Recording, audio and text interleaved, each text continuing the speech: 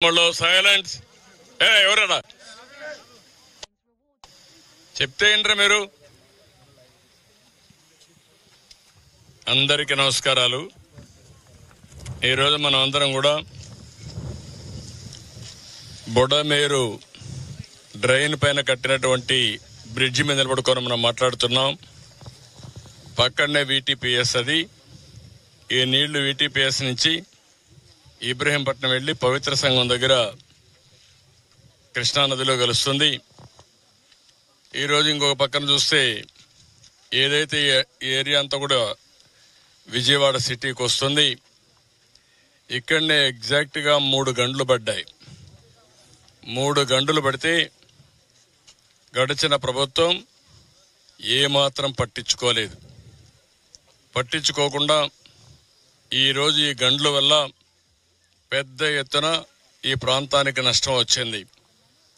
ఏదైతే మనందరం బుడమేరు ఒక్కొక్కసారి చాలా ఫెరోషియస్ గా వస్తుంది. అలాంటి ఫెరోషియస్ గా వచ్చే ఈ బుడమేరుని కట్టడి చేయకపోతే ఆ నీళ్లన్నీ కూడా విజయవాడ మీద పడే పరిస్థితి వస్తుంది. అదే నిన్న జరిగింది. మొదటి 2-3 రోజులు ఏం చేయాలని అర్థం కాని పరిస్థితి, అయోమయంలోకి వచ్చాం. ఎట్లా నియంత్రణ చేయాలని తెలియదు. దీనివల్ల మనం చూస్తే వీళ్ళు చేసినటువంటి దుర్మార్గమైన కార్యక్రమం. ఒక పక్క ప్రకృతి కన్నెర్ర చేసింది. చరిత్రలో ఎప్పుడూ పడని వర్షాలు పడ్డాయి.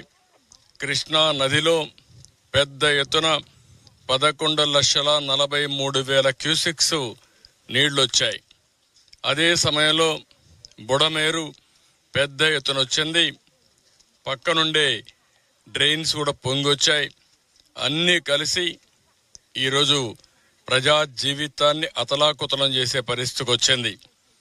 ఈరోజు ఇక్కడనే ఇంకొక డ్రైన్ మన వాళ్ళు పులిబాగు వచ్చింది, ఇక్కడనే వచ్చింది. ఆ పులిబాగు వచ్చిన తర్వాత మొత్తం అది కట్ చేసుకుని అది వచ్చే ముందైతే అక్కడి నుంచి ఆ పులివాగు రావడం, పులివాగు నుంచి నీళ్లన్నీ ఈ ఊర్లోకి రావడం వచ్చింది. శాంతినగరం ఈ ఊర్లోకి మొత్తం నీళ్లు వచ్చే పరిస్థితి వచ్చాయి. అక్కడ ఎప్పుడైతే బ్రీచ్ అయిందో ఆ బ్రీచ్ నుంచి మళ్ళా ఫర్దర్ గా బ్రీచ్ అయి ఆ నీళ్లన్నీ కూడా టౌన్ లేకి 9 అడుగులు కిందికి కోసపోయే పరిస్థితికి వచ్చింది. దీన్ని రామానాయుడు గారు ఇంజనీరింగ్ డిపార్ట్మెంట్ ఇక్కడే ఉండి రాత్రింబగుళ్ళు పనిచేశారు. నిద్రాహారాలు పనిచేశారు. ఆర్మీ కూడా చేతులు తీసే పరిస్థితికి వచ్చారు. చాలా దిక్కల మేము బ్రీచ్లు క్లోజ్ చేశాం, కానీ ఈ బ్రీచ్ క్లోజ్ చేయడంలో మా దగ్గర సగిన టెక్నాలజీ లేదు. దీనికి ఏం చేయాలనో మాకు కూడా మార్గం కనపడలేదన్నప్పుడు ధైర్యం చేసి ముందుకు పోయారు. ఒక్కొక్క బోల్డర్ని మీరు చూస్తే 1 టన్ను బోల్డర్ తీసుకొచ్చారు. ఎక్కడ చూసినా నీళ్లు, బురద, వెహికల్స్ పోలేని పరిస్థితి. ప్రొక్లైన్స్ పెట్టుకున్నారు. ప్రొక్లైన్స్ పెట్టుకుని ఒకవేళ బురదలో కూరకపోతే మళ్ళా బయట తీసుకొచ్చారు.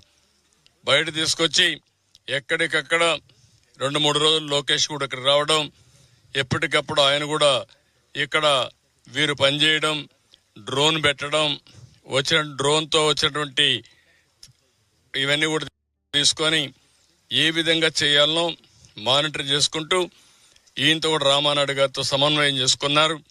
రామానాయుడు గారు నేను ఒకటే చెప్పాను, ఏదైతే నీళ్లు వస్తున్నాయి ఆ నీళ్లు కట్టడి చేయకపోతే, కింద నుండే నీళ్లు తీసేయలేకపోతే మనం చేసే ఎఫర్ట్స్ అన్ని కూడా వేస్ట్ అవుతాయి. మనం ఎన్ని ప్రయత్నాలు చేసినా ఏమి చేసినా మనం ముందుకు పోలేమని చెప్పాం. ఈ 2 మార్గాలని చెప్పి ఎప్పటికప్పుడు పనిచేశాం. కిందనంతా కూడా వీళ్ళు చేసిన దుర్మార్గమైన కార్యక్రమం. బుడమేరు మొత్తం కబ్జాలు చేశారు, అక్రమ కట్టడాలు కట్టారు, రిజిస్ట్రేషన్ చేసుకున్నారు. తద్వారా నీళ్లు పోలేని పరిస్థితి వచ్చింది. ఎక్కడికక్కడ ఇలాంటి వెంట్లుంటే పూర్తిగా పూడిపోయే పరిస్థితికి వచ్చాయి.